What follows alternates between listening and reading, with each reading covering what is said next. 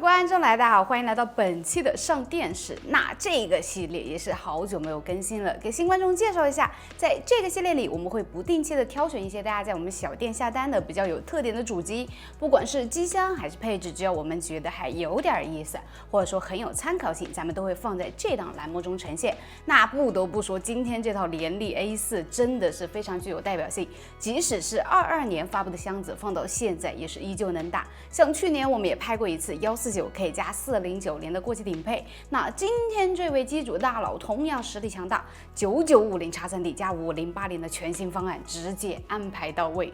配件方面，地表最全能的9950X3D 盒装 CPU， 主板搭配一张华硕 LOKI 的 X870i， 现在能装进联立 A4 的水冷属实是不多了。恩捷的海240算是均衡且稳妥的选择。内存是2条16G 的6428皇家级，硬盘2TB 的990 Pro 先将就用，后续不够的话，主板还能再加装一块。显卡是5080的 F1公版 ，SFX-Ready 的小巧尺寸，相当优雅的外观设计，真的很难不成为装联立 A4 的首选。最后电源安排一颗 LOKI 的洛基1000瓦 SFX-L 规格白金牌的 ATX 3.0电源，另外定制的电源线自然也是要安排到位。那配置就这样，装机。